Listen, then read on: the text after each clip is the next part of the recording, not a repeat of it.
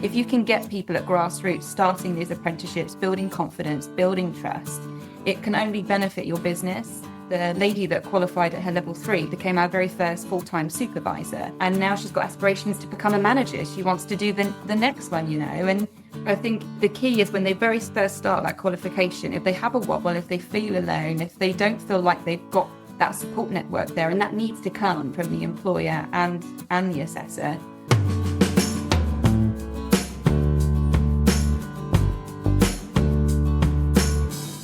Hello and welcome to episode 7 of the Learning Collab from Panda Education and Training.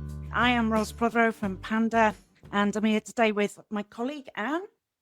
Say hello, Anne. Hello, my name is Anne and I'm a learning advisor with Panda Education and Training. And in this week's podcast, we're going to be looking at employer engagement and the importance of employer engagement within apprenticeships. So today we're exploring what makes employer-provider relationships work in the world of apprenticeships, what employers really want, and the importance of the assessor's role in the success of the relationship. So today we've got two fantastic guests. We have Dean Billington, who's the co-founder and director of Apprenticeship Group Wales. Hi, Dean. Hello. And also Sam Evans, managing director of Assist HomeCare. Sam. Hi. To you. It's great for you both to join us this week. Can you just tell us a little bit about yourselves? We'll start with you, Dean. What's your experience and what do you do? So, I've got a long history in work-based learning. I've been working in the industry for about 17 years now. Started as an assessor in health and social care and then moved my way up to quality assurance. I've done a bit in schools, a bit with traineeships, a bit with curriculum development. And currently I'm the founder and director of Apprenticeship Group Wales. And we deliver apprenticeship programs, primarily health and social care programs.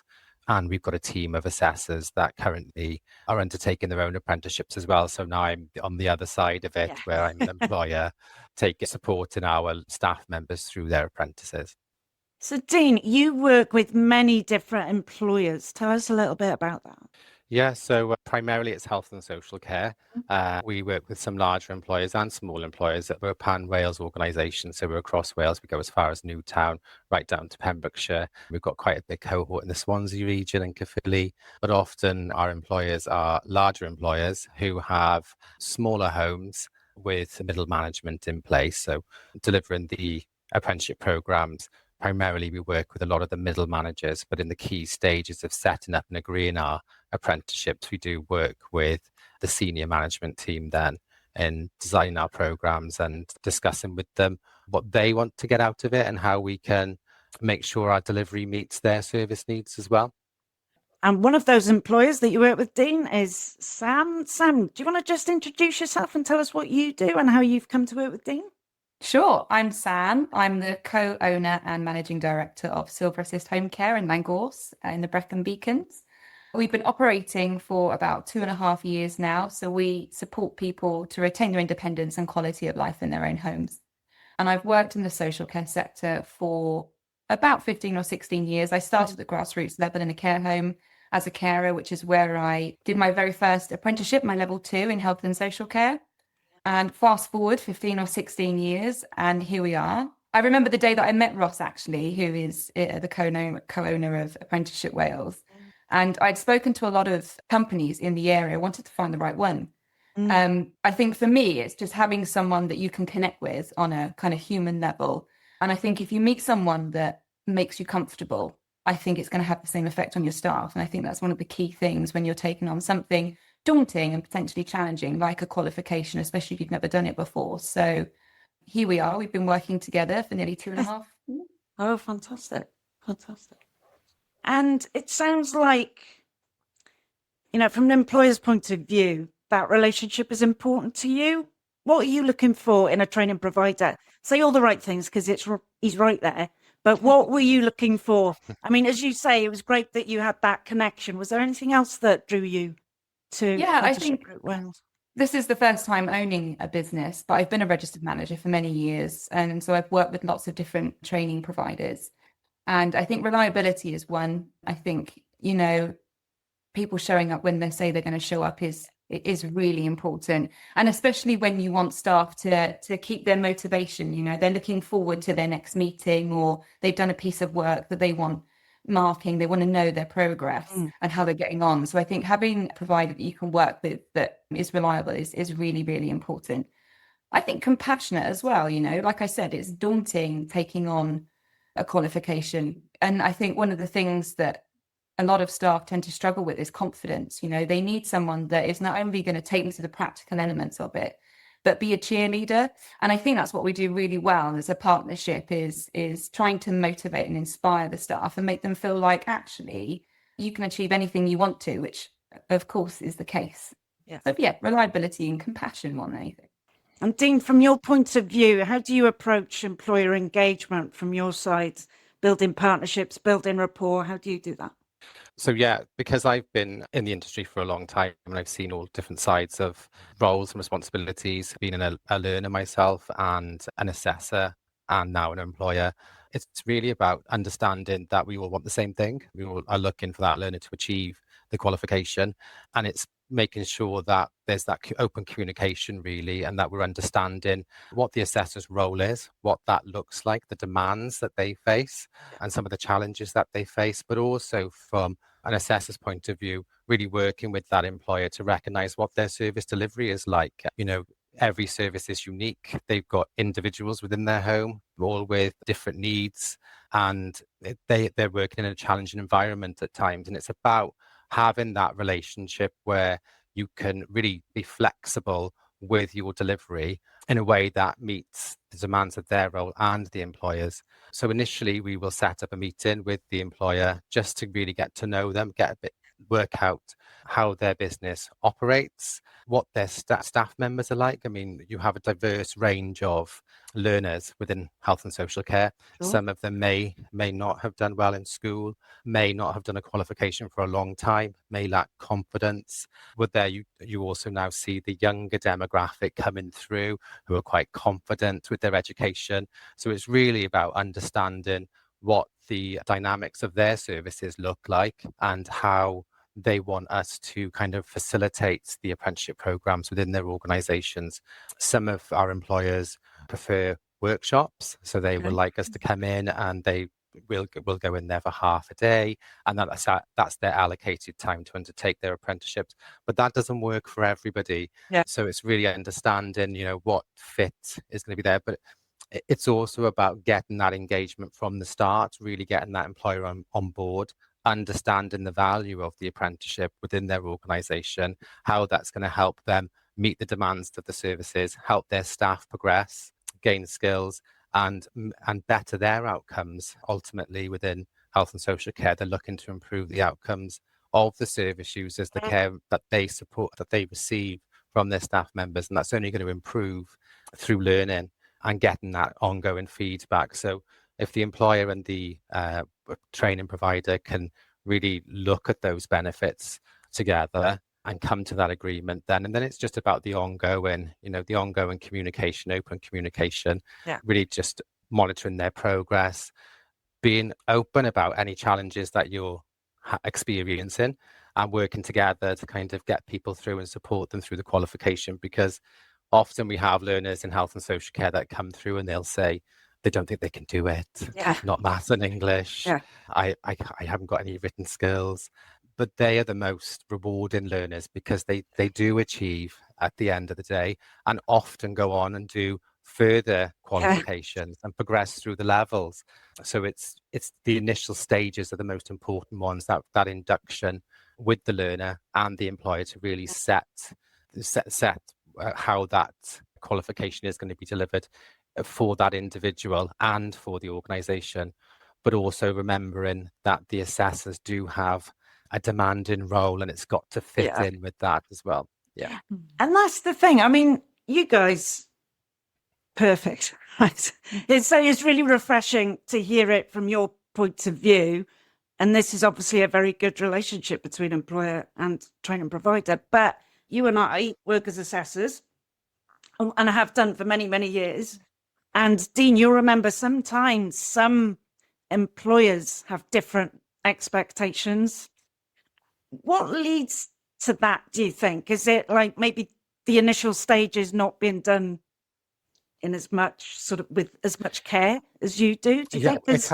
Well, it can be a variety of things. Often I find that, like with Sam at Silver Assist, Yeah. really buying into that apprenticeship and understanding the value, quite a new young organisation, but growing. And there may come a time where there's going to be layers of management, and it's really creating that culture of learning and maintaining it across your middle management, but also, making sure that everybody is aware of the benefits of the apprenticeship programs within their organisations and what that brings, really raising the value. It's not about assessors going in and just getting the evidence in any way they can. It's about what that individual looks like at the end of the programme and all the skills, the additional skills and added value that it brings.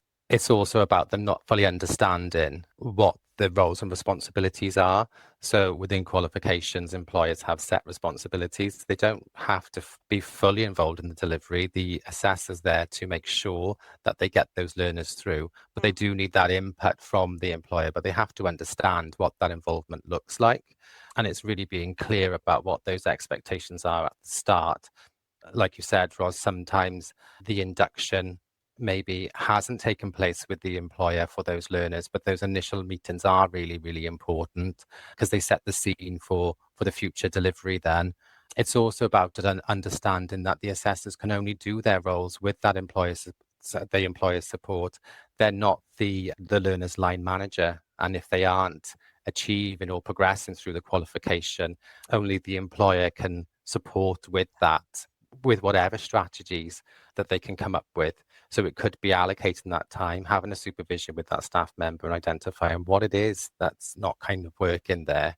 But also I think that at times employers don't have the resource to focus on learning and development, and it can be kind of a bolt-on to roles. And that doesn't always work. So where we've seen a lot of successes where they kind of dedicate somebody there to their organisation who takes responsibility just for answering those queries. And actually they're few and far between. And it's better kind of identifying them early, because often, like I said, it's within the initial 8 to 12 weeks we find where things can start to go wrong. And if we get that employer intervening early, the learners tend to just come through the other end then and progress quite easily through the qualification. Brilliant. So, look, let's look at it from an assessor's point of view. How do you think assessors can strengthen the employee relationship? What's their role, do you think, in all of this? Sam, what do you look for in a good assessor coming to your establishment? Yeah, I think it's teamwork, isn't it? I mean, like Dean just said, I think having that understanding what the expectation is, and I've worked in organisations before where it is a tick box exercise. Great, we've got 3 people signed up to the 2, we've got this for the 3. There you go. It's the assessor's problem. Get them through the qualification. And I think quite often that's where you see the drop off of learners. They're not motivated. They feel alone, and so I think it's about celebrating those small wins. And again, like Dean said, the maths and the English, that honestly, that is the big fear for everyone, isn't it? I can't do the maths test. And it's just making them feel like they've got a cheerleader there. I think it's supporting the assessors. I think if you work well together and you've got that communication, it can only end in success. I mean, we had an assessor come to the office and we both noticed that a particular learner just lacked in confidence. And because we had that relationship, because they make an effort to visit every month, which I think is really important, we said, look, okay, obviously what she needs is just as much positivity as we can give her. It is about the small wins. It's making her feel like she's got that support on both sides. And that's what we did, for the first kind of 10, 15 minutes of each time that she came in each month. It was just talking about, look what you've achieved this month, look how far you've progressed. This is what you're worried about next, but we're going to tackle it together. And she recently passed her level 3 in health and social care, and that was a huge thing for her. She was so proud of herself. And I think, like Dean said, those learners that are questioning their confidence or their capability are the ones where you really do, you celebrate with them. And I think it's important for employers to remember that it's not just a tick box exercise. If you can get people at grassroots starting these apprenticeships, building confidence, building trust, it can only benefit your business. You know, the lady that qualified at her level 3 became our very first full-time supervisor, and now she's got aspirations to become a manager. She wants to do the next one, you know. And I think the key is when they very first start that qualification, if they have a wobble, if they feel alone, if they don't feel like they've got that support network there, and that needs to come from the employer and the assessor, then it's a real shame, because I think that's when they tend to drop off, and then the fear is there they're not going to undertake that again. So yeah, teamwork, essentially. Yeah. So Anne here is an award-winning assessor. But, you know, from your point of view, Anne, when you are dealing with employers, how do you go about it? Because I've been in this industry a long time, and I've seen some assessors that do treat it as a tick box exercise and don't want to speak to the employers. How do you do it? Yeah, it's just all the things you're saying, really, to be honest, Sam and Dean. It's very much about that communication, getting right from the start. Trying to get some kind of single point of contact really helps if it's a big business as well. Yeah. I think you were saying, because sometimes you can have different levels of management in a big company. And sometimes I've had the situation, maybe the senior heads are very keen for it. Yeah, they want the staff to do the training. But then, like you say, the middle managers or the supervisors, perhaps they're more worried about they're not doing the job properly, or they haven't got time to do this, or we're going to fit it in. So it's kind of reassuring, and like you're saying, it's kind of emphasising why it's a good thing, and like celebrating those small wins so that people can see that they're confidence building and making it relevant again. It's always about making it relevant and talking with the employer what they want to get out of it. What are their aims and objectives for the training? Because if you can make it, you know, themed around their aims and objectives of their business and what they want their staff to get, you know, how do they want their staff to improve, and also maybe using some of their resources. Occasionally we'll do that, so we might use some of the documentation or maybe some, you know, so it's very much things that the actual authentic stuff that they're doing, real world examples, isn't it? Yeah, absolutely. And I think one of the key parts of it, particularly like you said, with where you have layers of management, is making sure that they're clear on their roles and responsibilities within there, because there can be a fear from some managers about how involved they need to be in that and what their responsibilities are. And it's really just to support the learner. That's all they need to do, is just support the learner. So it's making sure that you have that clear communication from the start, and that you have that relationship. You know, the training providers are there to support you with your organizations and to help you build your workforce and build the skills for those learners. So getting involved with that is only going to be to your benefit, like Sam said.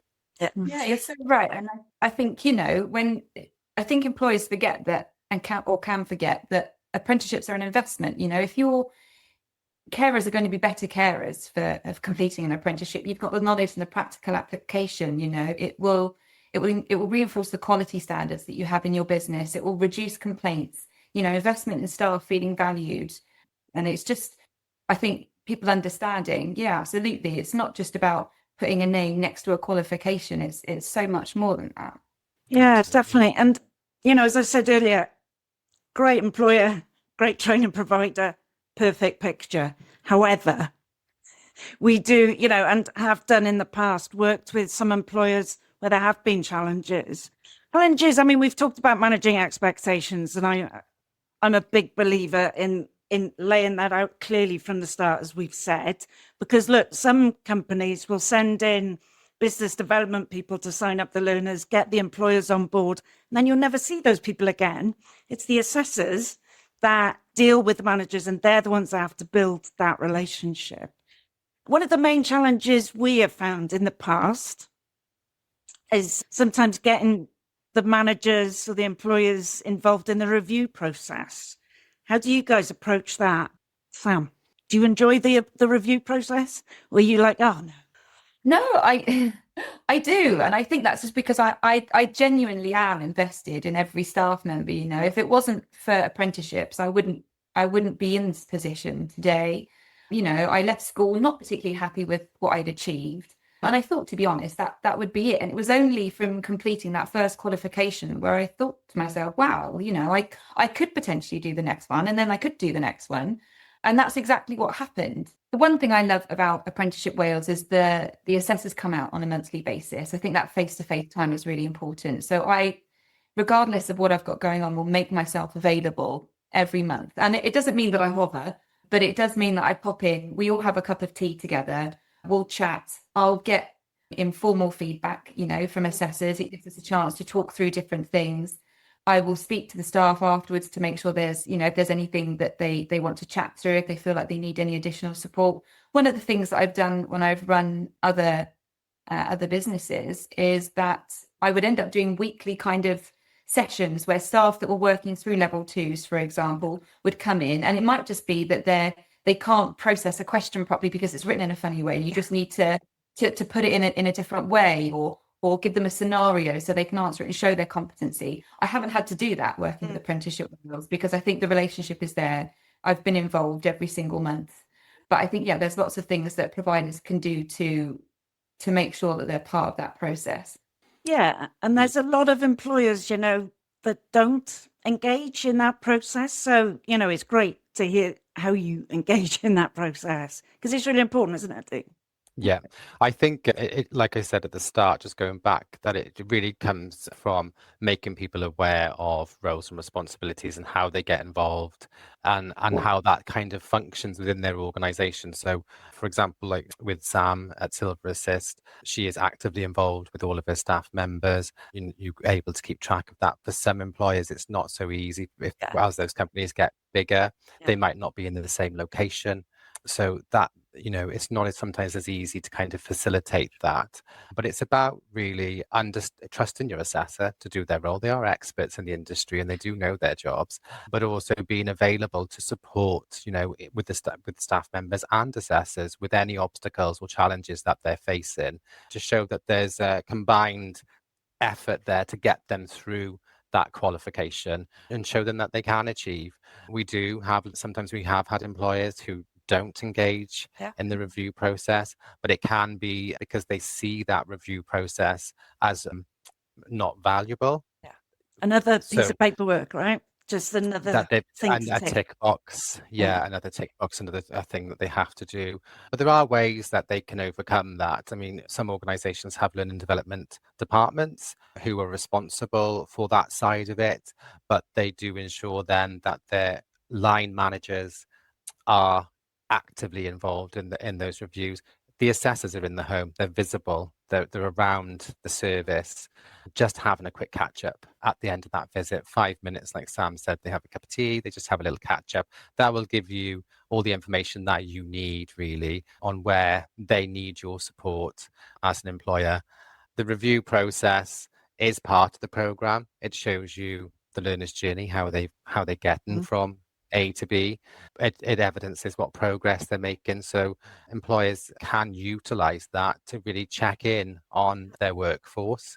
So just, it takes 2 minutes to read a review.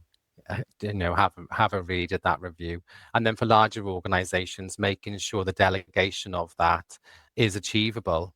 Making sure that they have got the resource there so that they can actively participate. Because what you'll find where you see large proportions of learners not achieving, dropping off, going over their achievement rates, often within that delivery, there is a lack of involvement somewhere, either from the learner or the employer. There's something that's gone wrong there. And if there's having those conversations is really, really important, because then you can come to agreement and move forward. We've had employers who haven't been engaged, and we expect them to be engaged in their programs, and they've decided maybe we're not the right fit for them, and that's okay. They can go and find that right fit, but often they do come back, because what they see is having that expectation of employer engagement will ensure that learner achieves at the end of the program, which is to their benefit. Sorry, I was just going to say one thing that I noticed, kind of a happy accident, really. We signed up a couple of people at the same time. And so we've got 2 learners that were enrolled at the same time and are going through that same process. And it's they're a great resource for each other. Yeah. And I know they text each other and we'll talk about, oh, this is the question that I've got, or this is coming up. I've got an observation. Can you tell me how yours went, or, what the process is? And they really support each other. And I think that's actually made them feel like they have a support network, and actually just creates friendships and bonds within the organisation as well, which just reinforces that kind of teamwork ethic. That's I find the same within my organisation. Often when we take on new assessors, we'll buddy them up with assessors who have recently qualified, because there's a lot you forget and there's a lot that you assume as well, isn't there? You just Right. assume people have this knowledge because you have it.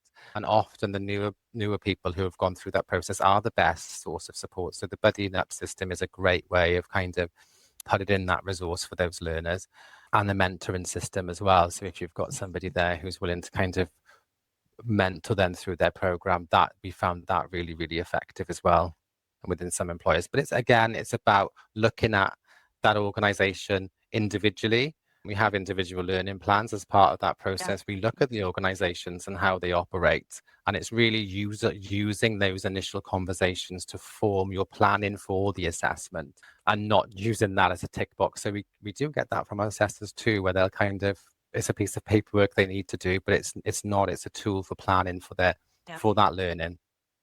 So often all the paperwork that we have to do is treated as, it's another piece of paperwork. But actually, if we can get the employers like you, Sam, to see the value, then it's more of it's about the conversation. It's about the communication rather than the paperwork, which I think is quite important.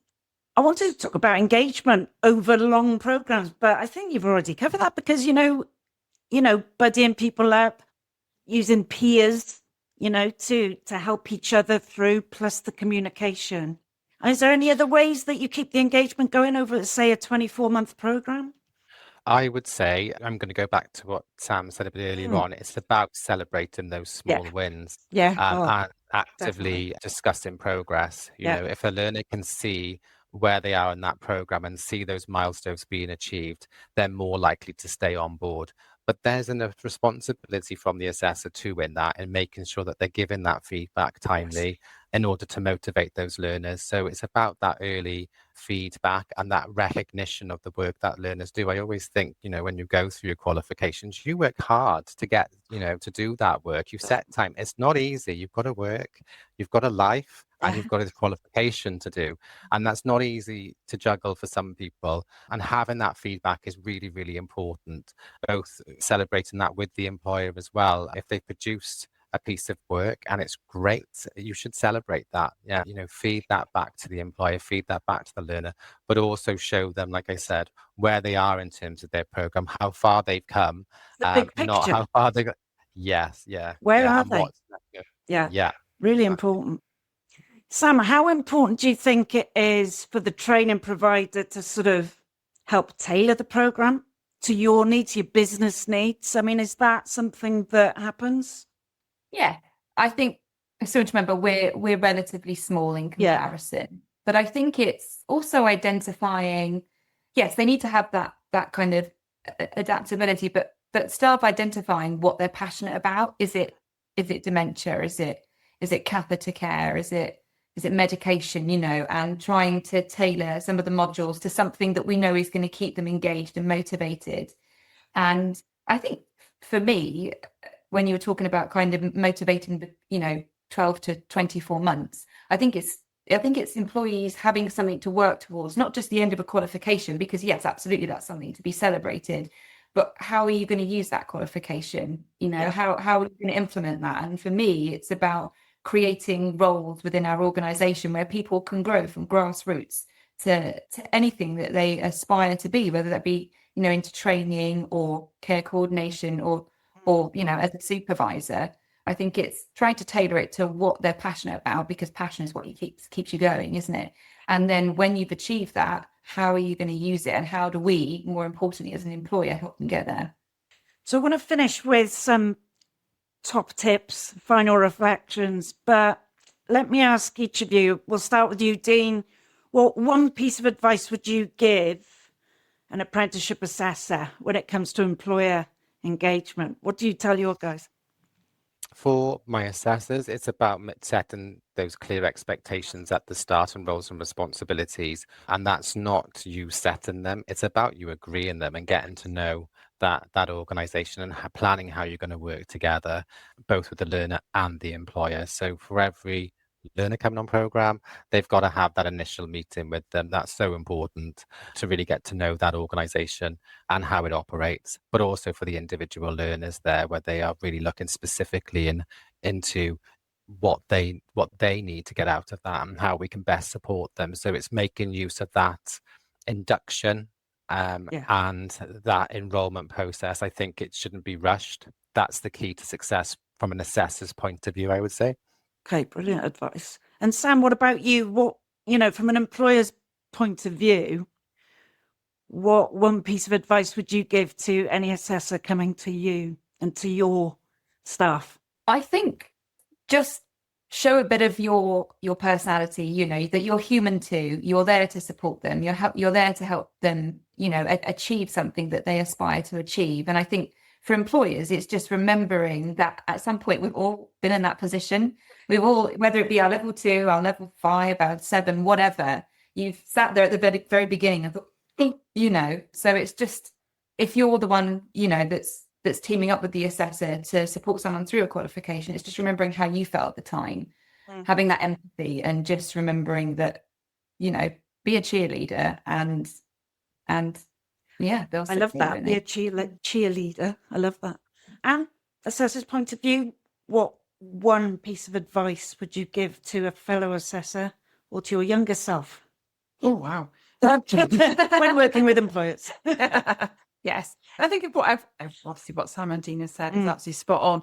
I think also to use it as using it as an opportunity to get a different perspective, because sometimes, things may plot along, you can get a bit stuck with a learner, sometimes issues can come up. So getting that, like you're saying, developing that relationship with the employer just helps to get a different perspective of what's going on in their lives. Maybe there's something going on you don't know about, So you only see maybe little snippets, but the employer might be with them for obviously a lot more time. So yeah, to kind of use that as a different way in. Sometimes they can suggest different ideas, Yeah, definitely. And what we find, isn't it, is if, you speak to the employer and say, well, look, what's going on with the business at the moment? Are there any projects coming up? You can sort of incorporate that in some way. It's about, we do our best, don't we, to know as much as we can about the learner's job role. But the best person to tell us about that is the learner and the employer. So we've got to work with them in order to do that. But it's really good to see the relationship your two companies have got and you two have got. And I think that is really refreshing. And I would love it if all of our employers interacted, with their training provider in the way that you both do. So thank you for your time today. Any last bits? Any last thoughts? Oh, I would say, I was thinking about this today, really, that employer engagement has come a long way. And I think that we've got to recognise that as well. Back when I was an assessor, reflecting on all those years ago, it wasn't where it is today. No. We didn't have employers participating at all, really. The assessor often felt like their job was to get people through the qualification no matter what. But it has come back. We are as an organisation ourselves, we are seeing a lot more engagement in our apprenticeship delivery and a lot more awareness of value that these apprenticeships are bringing to their organisations. So it has come a long way, and I think we need to recognise that too. There's work to be done. There's always room for improvement, but definitely much, much better now than it was 100%. back in the day. 100%. We never used to speak to employers when we worked at other training providers. In the early days, it was like ticking the box exercise. But I think over the years, it has become accepted that we are educators, not just assessors. We are there to support. We're there to support the learner, support the employer to get them through, but to achieve. And I think you're right. That's a really good point. I think it's come a long way. Facilitate. What about yourself, Sam? Any last final thoughts on employer engagement? Yeah, I think just to kind of echo what I said before about just taking the time to support staff. I mean, and that's, I know that's easier said than done. When the phone is ringing and you've got assessments and you're covering calls and you're doing this and you're doing that. But I think it really is just pausing for a second, remembering you're investing in your own business by investing in these staff. You get out what you put in. So yeah, brilliant. Teamwork. Okay, so thank you both for your time today, and we'll be back on the Learning Collab in a few weeks' time, where we'll be looking again at a burning issue in teaching, learning and assessment in post-16 education. So please join us next time. Thanks, everyone. Bye now. Thank you.